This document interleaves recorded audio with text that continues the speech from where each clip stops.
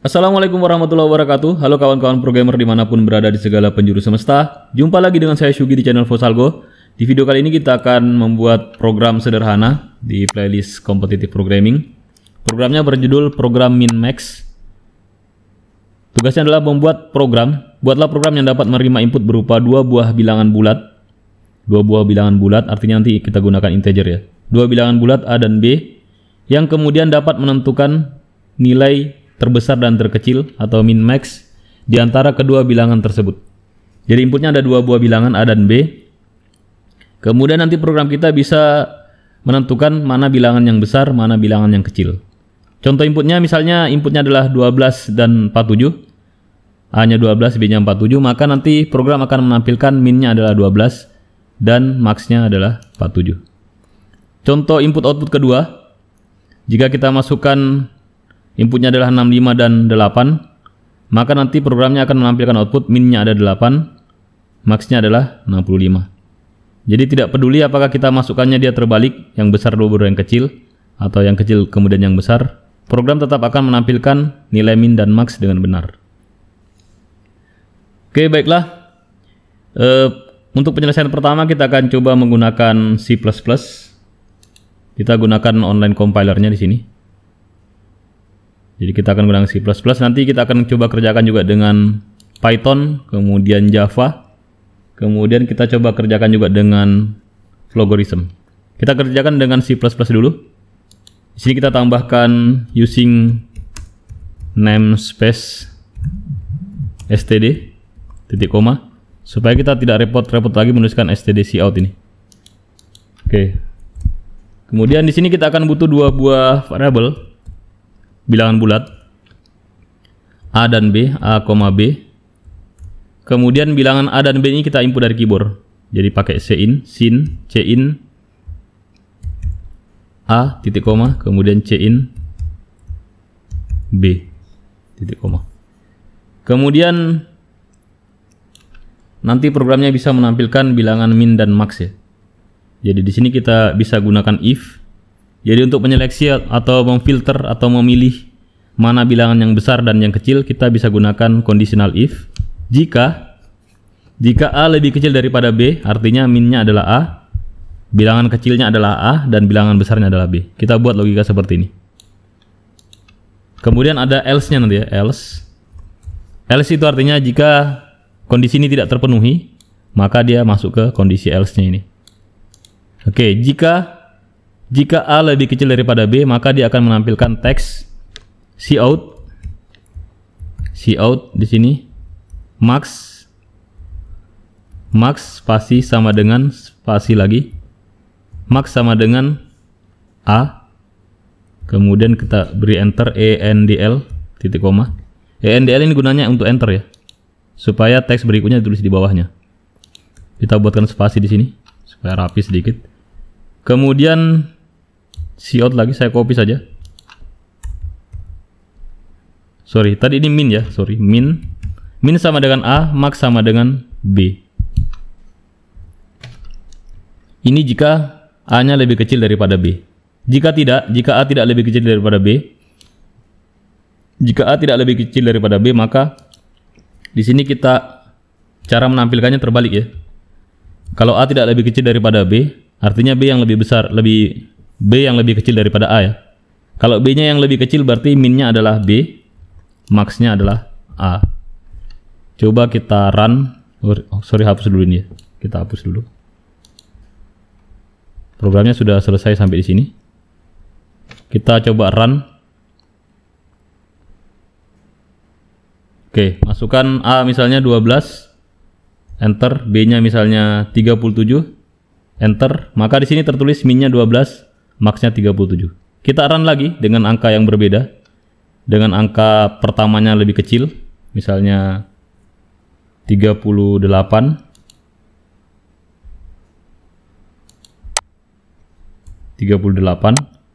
Enter, kemudian angka pertamanya lebih besar ya maksud saya. Angka keduanya misalnya 7, kita enter. Maka program juga akan mendeteksi secara otomatis bahwa yang terkecil adalah 7, yang terbesar adalah 38. Karena di sini ada filternya. Kalau dia masuk ke kondisi ini, A lebih kecil daripada B, maka yang ditampilkan adalah ini. Yang di bawah tidak ditampilkan ya. Kalau dia tampilkan yang ini, dalam kondisi A lebih kecil daripada B, maka yang di bawah ini tidak ditampilkan. Sebaliknya, jika kondisi yang di dalam ini, A tidak lebih kecil daripada B, maka yang ditampilkan yang di bawah ini. Kemudian apa gunanya ENDL? Jadi ENDL itu enter ya. Jadi walaupun ini saya tuliskan dalam bentuk satu baris seperti ini juga dalam satu baris, dia tetap dieksekusi dalam bentuk seperti ini yang sama. Tidak ada perbedaan. Coba saya run. Masukkan angka 38 seperti tadi. Enter 7. Maka dia akan cetak seperti ini, sama. Jadi ini tidak mempengaruhi ya, saya tulis satu baris atau dua baris. Sama saja. Jadi yang membuat dia enter adalah perintah ENDL-nya. Kalau tidak mau pakai ini bisa yang lebih aneh juga bisa ya. Bisa pakai garis miring N, sama ini. Tapi ada tanda petiknya ya, ada tanda petik di ujungnya. Saya copy saja. Terserah teman-teman mau suka yang mana. Bantuan juga ENDL ini bisa digunakan kalau teman-teman pakai namespace std atau pakai di depannya ada std.2.2 ya. Coba kita run. Masukkan angka 2, masukkan angka 54, enter. Minnya adalah 2, maksnya adalah 54. Jadi sama, ini gunanya sama dengan ENDL. Oke, baik, sekarang kita mau coba kerjakan pakai Java dulu. Jadi kalau pakai Java sebenarnya kita bisa copy ini. Isinya kita copy terus kita modifikasi ya. Saya coba copy langsung ini. Saya bawa kemari ke Java di dalam method main-nya ya, di dalam method main-nya. Di dalam public static void main-nya ini. Nanti yang berubah adalah cin-nya ya. Cin-nya beda. Saya rapikan dulu. Oke. Saya punya dua variabel, integer A dan integer B. Di sini kita butuh scanner, agak lebih panjang sih. Scanner sc sama dengan new scanner. Saya baru coba juga ini pakai compiler online. System in titik koma. Sepertinya kita butuh impor di sini. Impor mungkin bisa diimpor ya. Import Java util scanner. Kita coba dulu. Kemudian di sini untuk menangkap nilai A kita buat seperti ini. A sama dengan sc.next in. Agak repot juga ternyata tanpa compiler ya. Kemudian B sama dengan sc next in. Jika A lebih kecil daripada B, maka ini kita ganti dengan, saya coba pakai system out print dulu. System.out.print. System out print, kemudian ada min di sini. Min spasi sama dengan spasi, pakai tanda tambah ya untuk menyambung stringnya kalau di Java. A. Kemudian saya copy lagi ini. Di sini max, bukan min lagi. Max sama dengan B. Kemudian kita hapus. Di sini kita copy. Kita tukar. Di sini maxnya, minnya adalah B, maxnya adalah A. Coba saya run dulu. Kalau tidak bisa nanti kita buka compiler ya. Oke, ternyata bisa. Masukkan A misalnya 12, enter. B sama dengan 34, enter. Min sama dengan 12, max sama dengan 34. Ternyata bisa juga. Saya run lagi.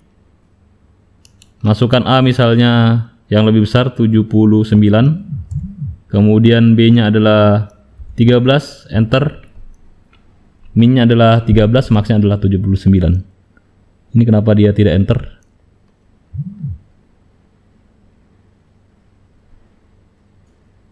Min-nya 79, max-nya adalah. Sistem out print ln sudah benar ya. Coba kita run lagi. Saya masukkan angka kecil. Angka besar dulu, 65. Enter, di sini 3, enter. Oke, min-nya adalah B. Sudah ada ln-nya ya.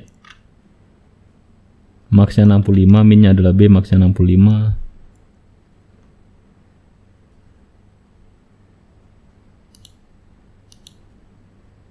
harusnya ini tercetak di bawahnya, karena yang ini benar kalau dia masukkan angka ini. Coba saya masukkan angka kecil lagi, misalnya masukkan angka 5 dan 12, maka tidak tertukar ya. Mungkin dia tidak kenali, tidak apa-apa. Kalau seperti itu kita bisa copy dulu di sini, kemudian masukkan di sini, kemudian bikin project baru. Kita beri nama di sini Java 008 atau CP008. Kemudian kita finish. Kita bikin package Fosalgo. Kemudian finish.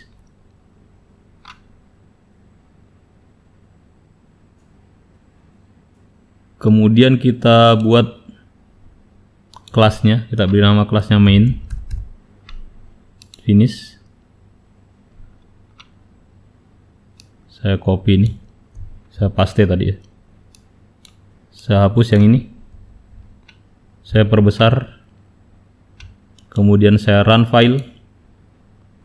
Sini ada outputnya. Masukkan angka pertama adalah 3, enter. 12, enter. Ya, ini minnya 3, maxnya adalah 12. Saya run lagi. Saya masukkan angka 45, enter. Kemudian angka yang kecil, misalnya angka 6, enter. Minnya 6, maxnya 45. Oke, jadi dia bisa mengenali ya. Walaupun saya balik cara inputnya, yang besar dulu baru yang kecil dulu baru yang besar, dia tetap bisa mengenali. Oke, berikutnya kita akan coba kerjakan menggunakan Python. Jadi kita latihan jadi polyglot.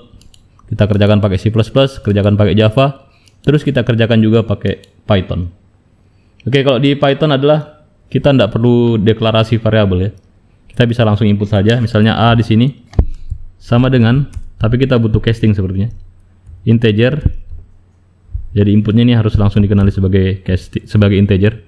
Input seperti ini. Kemudian B-nya juga sama dengan integer. Input seperti ini. Kemudian jika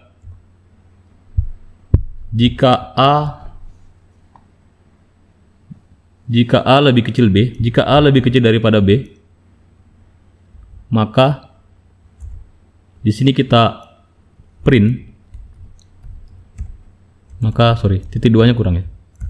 Maka print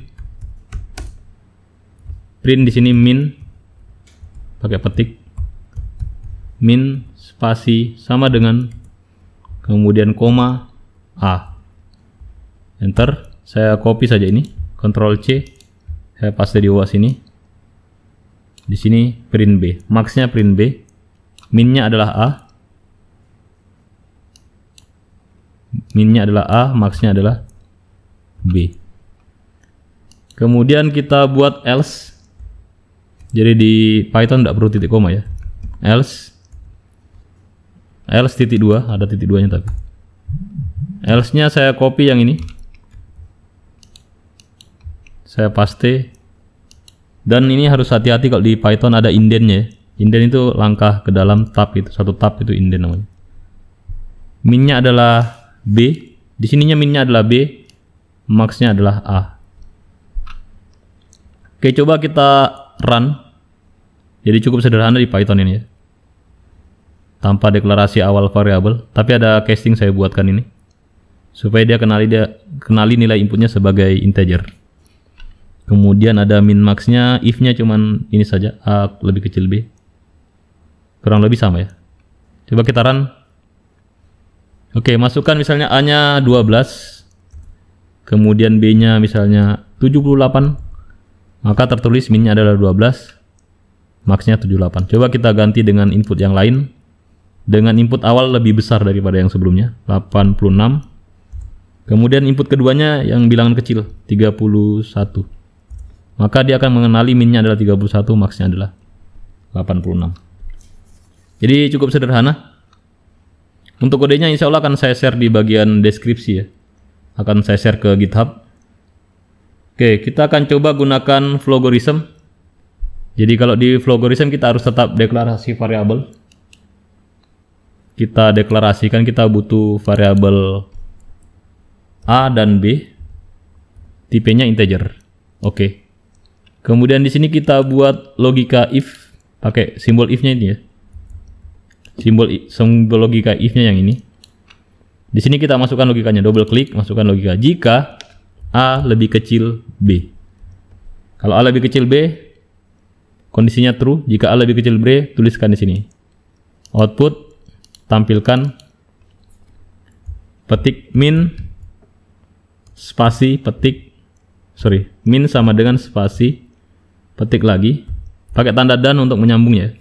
Kalau di Java tadi pakai tanda tambah, di Python pakai Python pakai koma, kemudian di C++ pakai tanda lebih kecil 2 kali. Kalau di sini pakai dan, kemudian tuliskan nama variabelnya. Min sama dengan A.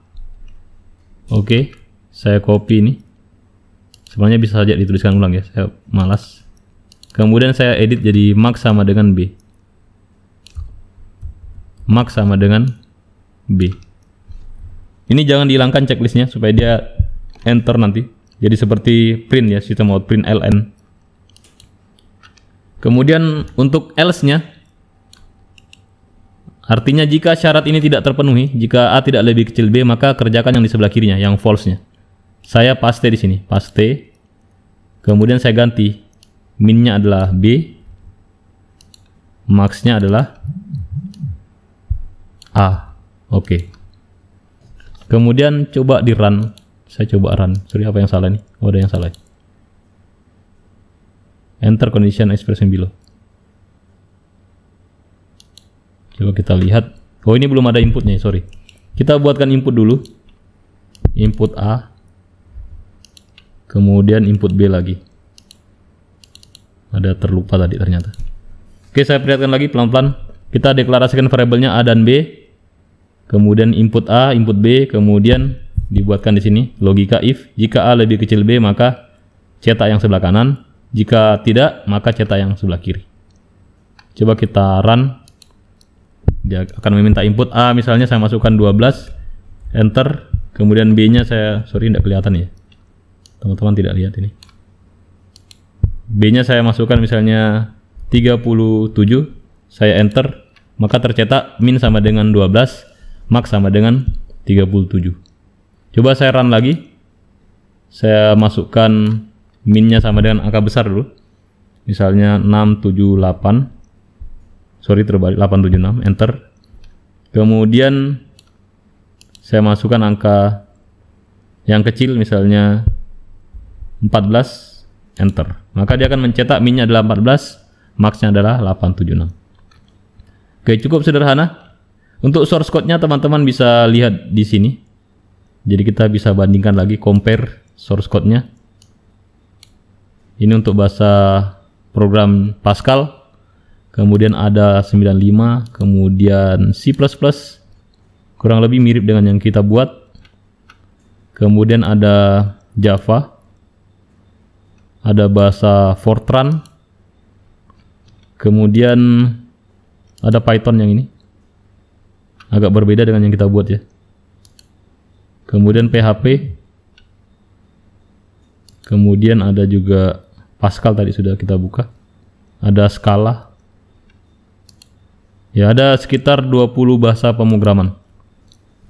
Jadi dengan belajar pakai Flogorism sebenarnya kita belajar untuk menguasai banyak bahasa program juga tanpa sengaja ya.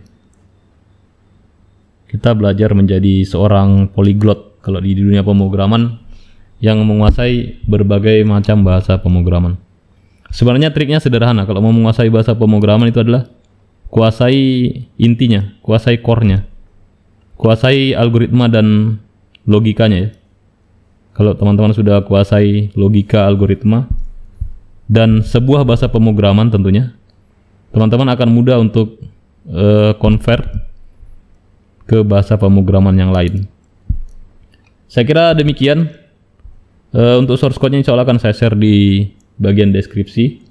Kalau teman-teman punya pertanyaan dan saran, boleh dituliskan di kolom komentar. Mohon maaf atas segala kekurangan. Insya Allah kita akan jumpa lagi di video tutorial berikutnya. Jangan lupa like, share, dan subscribe jika video ini bermanfaat. Terima kasih. Wassalamualaikum warahmatullahi wabarakatuh.